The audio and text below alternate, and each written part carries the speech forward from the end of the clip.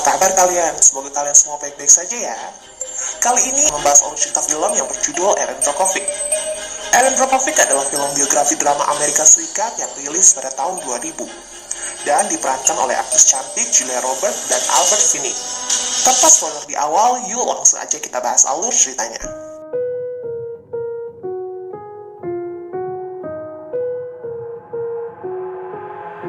I've got an itch I can't scratch, I'm missing a piece that completes a whole... You have no actual medical training. No. I have kids. Learned a lot right there. Film diawali dengan diperlihatkannya seorang wanita single fighter dengan 3 anak bernama Erin Brockovich yang sedang melamar pekerjaan di suatu perusahaan. Meski dirinya tidak memiliki pengalaman bekerja, ia nekat melamar pekerjaan tersebut dikarenakan tuntutan untuk menafkahi ketiga anaknya. Dan tentu saja hasilnya lamaran pekerjaan yang ia ajukan ditolak. Selang beberapa minggu kemudian, Erin mengalami kecelakaan yang membuat ia harus meminta bantuan pada seorang pengacara yang bernama Ed Mesri untuk membantunya menggugat orang yang menabraknya. Namun sayangnya di proses pengadilan, Erin kalah dalam gugatannya, sehingga membuat ia kesal dengan sang pengacara. Dengan putus asa, ia pun kembali menjalankan kehidupannya dengan mengurus ketiga anaknya dan memulai kembali mencari pekerjaan untuk menutupi kebutuhan sehari-hari mereka. Namun sayangnya hal tersebut sia-sia dikarenakan Erin yang memang tidak memiliki pengalaman bekerja. Sehingga Erin yang sangat terdesak pun lantas meminta pekerjaan pada Ed Mesri. Awalnya sang pengacara menolak untuk memperkerjakan Erin. Namun karena Erin sangat memaksa dan diakhiri dengan memelas, akhirnya Ed pun lantas memberikan pekerjaan pada mantan kliennya tersebut. Meskipun ia tahu kalau Erin sama sekali tidak ada ijazah dan pengalaman di bidang hukum.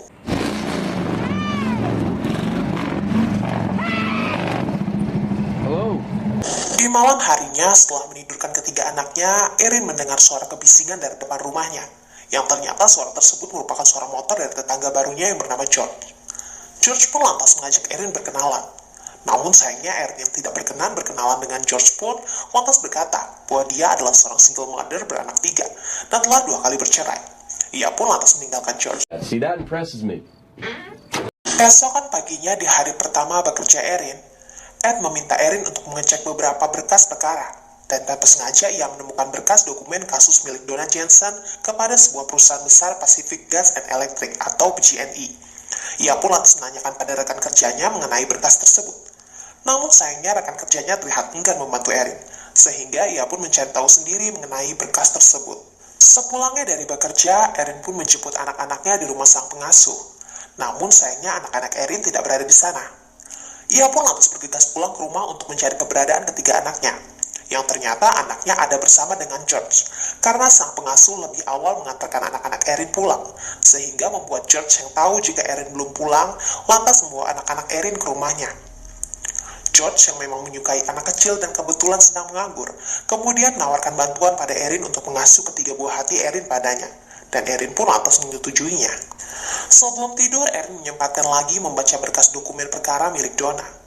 Dokumen tersebut berisi klaim penolakan untuk menjual tanah dan rumah, yang juga turut disertai dengan daftar pemeriksaan kesehatan Donna Jensen. Di sana juga tertulis bahwa Donna mengidap penyakit kanker. Erin yang terkejut pun lantas memulai meminta izin pada Ed untuk menyelidiki lagi kasus tersebut, dan Ed pun menyetujuinya.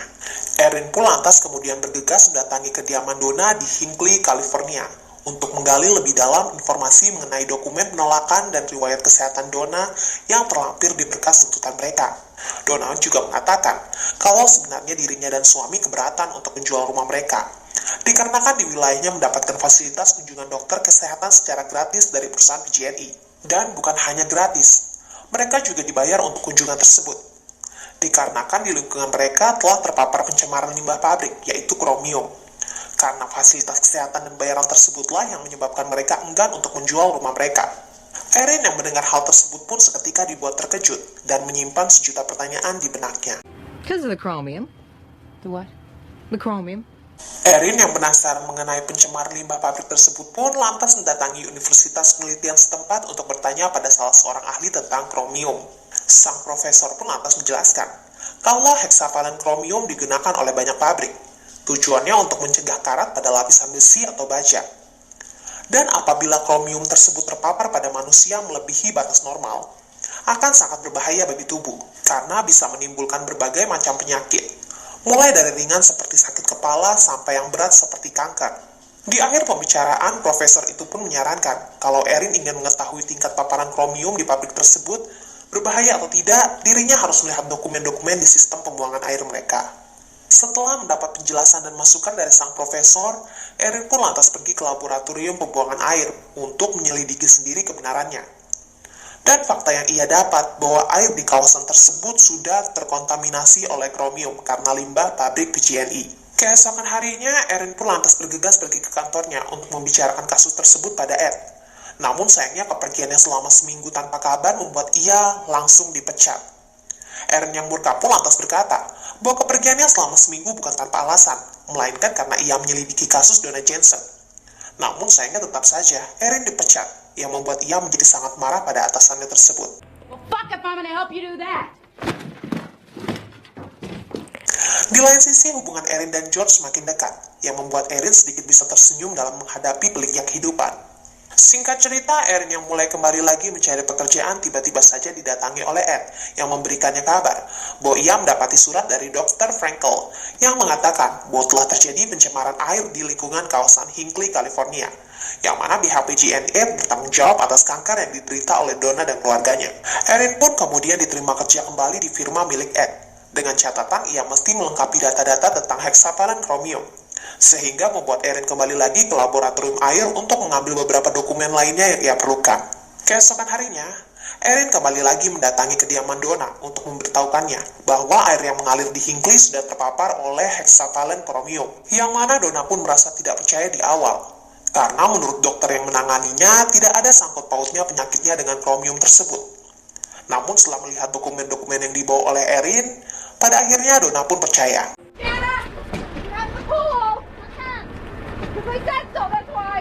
Singkat cerita, Ed pun kemudian dihubungi oleh pihak PG&E untuk membahas penjualan tanah dan rumah di Hinckley, yang mana pihak PG&E mengatakan bahwa mereka deal akan membayar $250.000 untuk setiap kepala keluarga. Ia juga menyangkal bahwa air di lingkungan tersebut telah terpapar oleh heksava kromium. Setelah mendengar penjelasan dari pihak PG&E, Ed pun menunjukkan data sampel pemeriksaan yang dibuat oleh karyawan perusahaan itu sendiri, yang mana menunjukkan data sebaliknya, sehingga membuat pihak PG&E seketika terkejut. Erin juga menambahkan bahwa hasil dari paparan tersebut membuat dampak kanker, keguguran, mimisan, asma, dan lain-lain. Di akhir pembicaraan mereka, pihak PG&E pun lantas mengancam agar Ed tidak melanjutkan perkara tersebut, karena yang dilawannya adalah perusahaan besar, yang mana kemungkinan saja Ed akan kalah dalam proses persidangan. Ed yang mendengarnya pun seketika terlihat kesal karena merasa terhina. Erin yang bekerja sampai larut malam karena sedang mempelajari beberapa berkas dokumen, tiba-tiba didatangi oleh Mandy serta sang suami, yang merupakan mantan penghuni Hinckley, yang rumahnya telah dibeli oleh PG&E. Mandy mengatakan kalau dirinya diberitahu oleh Donna bahwa air di Hinckley telah terpapar oleh heksava kromium. Ia pun lantas memberitahu Erin kemungkinan saja yang dialami oleh dirinya yang pernah keguguran 5 kali dan terkena tumor masih ada hubungannya dengan racun tersebut. Ia juga memperlihatkan foto ayam miliknya yang dulu mati karena terkena tumor. Dan hal itulah yang membuat Erin mendapatkan bukti-bukti lainnya. Di lain sisi, karena Erin terlalu sibuk dengan pekerjaan dan kurang perhatian kepada anak-anaknya, membuat sang anak Matthew menjadi marah kepadanya. Erin pun kemudian mencoba memberi penjelasan pada Matthew mengenai pekerjaannya. Namun sayangnya penjelasan Erin tidak diindahkan oleh sang anak. Keesokan harinya, dengan niat yang tulus dan berbekal mempelajari dokumen-dokumen yang ia miliki, bersama dengan Ed sang pengacara, mereka pun mulai mendatangi warga yang tinggal di Hinckley untuk bersama-sama membuat tuntutan pada perusahaan PG&E untuk menuntut pencemaran air yang terjadi di lingkungan mereka, yang sehingga membuat sebagian warga terkena dampak penyakitnya. Namun sayangnya ada beberapa warga yang nampak menolak untuk ikut terlibat dalam tuntutan tersebut. Hal itulah yang membuat Ed menjadi sedikit mulai ragu untuk membuat tuntutan pada pihak perusahaan PG&E, yang kemungkinan saja Ed tidak bisa melawannya. Erin pun lantas meyakinkan pada Ed bahwa ia akan bekerja lebih keras lagi untuk mengumpulkan bukti yang cukup kuat, serta mengumpulkan para warga untuk mendukungnya. Dan Ed pun kemudian menyetujuinya. Layaknya seorang detektif Conan, Erin pun pergi ke halaman pabrik milik PG&E yang berada di dekat kawasan Hinckley. Ia pun mengambil beberapa sampel di sana, seperti air serta katak yang mati. Ternyata hal tersebut diketahui oleh pihak PG&E, sehingga di malam harinya Erin mendapatkan telepon ancaman dari seseorang yang tidak dikenalnya. George yang mengetahui hal tersebut pun lantas meminta Erin untuk meninggalkan pekerjaan yang beresiko besar tersebut. sehingga terjadilah perdebatan antara mereka berdua. Erin benar-benar mempertaruhkan waktunya dengan orang-orang yang ia kasihi demi memenangkan tuntutan warga Hinckley, yang memang hal tersebut bukan semata-mata demi uang, melainkan hal itu dilakukan Erin dengan hati yang tulus untuk membantu warga setempat.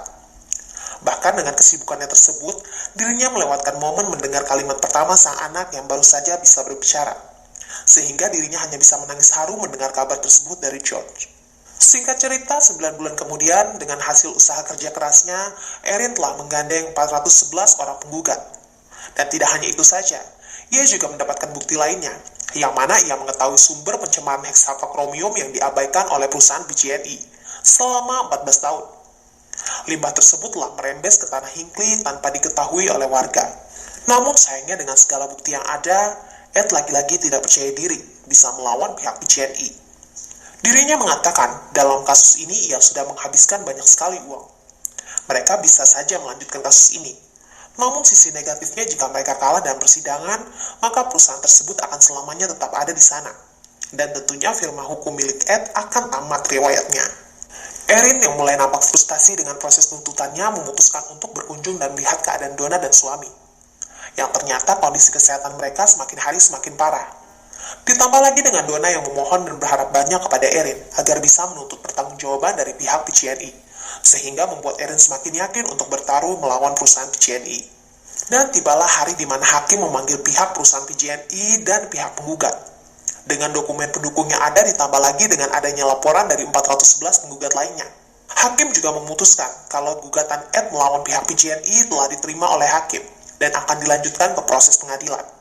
Keesokan harinya, pemilik PG&E pun datang ke kantor firma hukum milik Ed untuk menawarkan $20 juta kepada para penggugat, agar supaya Ed serta penggugat lainnya berhenti menggugat perusahaannya tersebut. Erin yang mendengarnya pun seketika menjadi marah dan mengatakan bahwa mereka akan tetap menggugat pihak PG&E, karena 20 juta yang ditawarkan oleh mereka tidak sebanding dengan penyakit yang diderita oleh para warga Hinckley.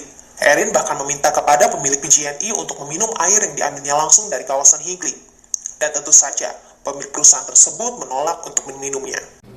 I think this meeting is over. Damn right it is.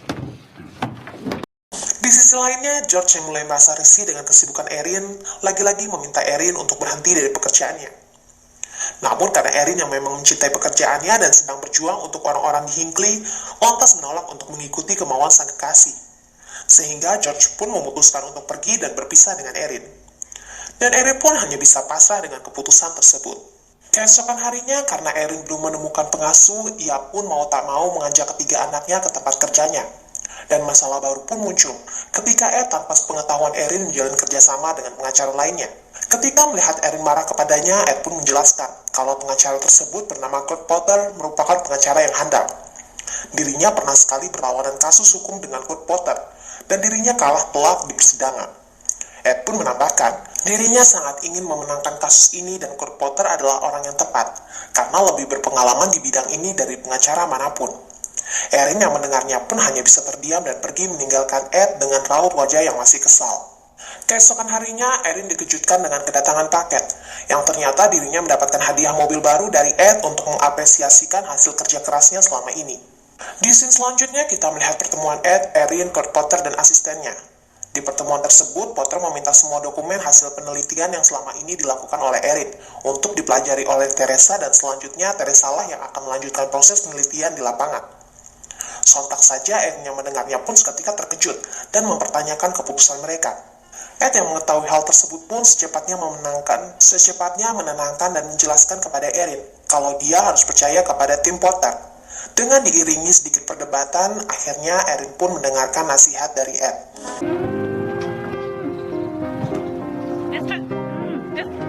Mr. Linwood! Mr. Linwood!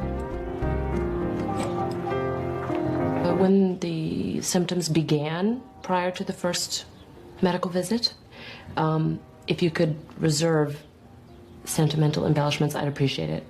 Beberapa hari kemudian, Erin mendapatkan telepon dari orang tua Annabelle. Mereka mengeluhkan kedatangan Teresa ke rumah mereka, yang merupakan pengacara baru yang sama sekali tidak paham kasus ini sejak dari awal. Bahkan mereka meminta agar Teresa tidak lagi datang ke rumah mereka. Erin pun berusaha meyakinkan Ed agar proses penggugatan mereka mendapat dukungan dari warga. Dirinya lah yang harus turun ke lapangan bukan Teresa anak baru yang nyemplung di kasus ini. Dengan mempertimbangkan hasil yang didapat oleh Teresa selama mengunjungi warga, akhirnya Ed mengizinkan kembali Erin untuk langsung terjun kembali menemui warga.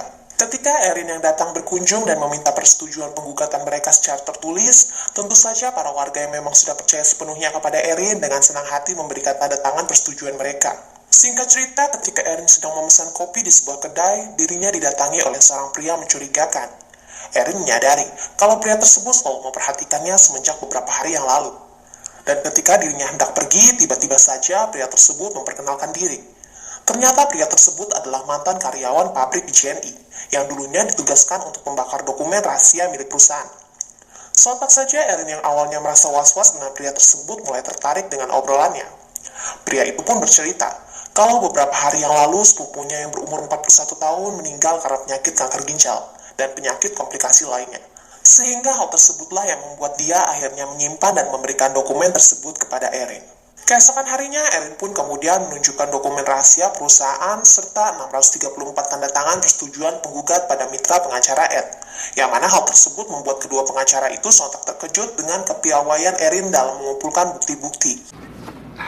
How did you do this? 634. They're all signed. Every single one. Singkat cerita, beberapa bulan kemudian, Erin kembali lagi menjalin hubungan dengan George. Ia pun membawa George ikut serta bersamanya ke kediaman Donna untuk mengabarkan bahwa setiap kepala keluarga yang berada di Hinckley akan dibayar ganti rugi masing-masing $5 juta. Donna yang mendengar kabar tersebut pun sontak menangis haru bercampur bahagia. Ia juga mengucapkan sangat amat berterima kasih kepada Erin karena dengan perjuangan dan kerja kerasnya mereka mendapatkan ganti rugi yang layak dan anak cucu mereka terhindar dari penyakit akibat limbah pabrik tersebut. Di akhir film, terlihat Masri dan Vivito menjadi firma yang besar, sedangkan Ed Masri menjadi pengacara yang disegani. Dan ketika Erin mendapatkan cek dari atasannya, betapa terkejutnya Erin ketika mengetahui kalau dirinya mendapatkan bonus sebesar $2 juta atas kerja kerasnya selama ini. Ada banyak nilai positif yang bisa kita ambil dari film ini, seperti niat dan ketulusan hati Erin membantu orang lain menjadikan terbukanya jalan kesuksesan baginya. Dan jangan pernah meremehkan seseorang berdasarkan penampilan dan pendidikannya. Karena terbukti Erin yang tidak memiliki latar belakang pendidikan dan ijazah pun pada akhirnya bisa sukses. Untuk temanapun kalian berada, berapapun usia kalian, jangan pernah berhenti berjuang untuk mengejar apapun yang kalian inginkan. Karena kesuksesan semua butuh perjuangan. Terima kasih buat kalian yang sudah nonton. Jangan lupa untuk klik tombol subscribe dan tombol like. Sekian dan terima kasih. Sampai jumpa. Bye-bye.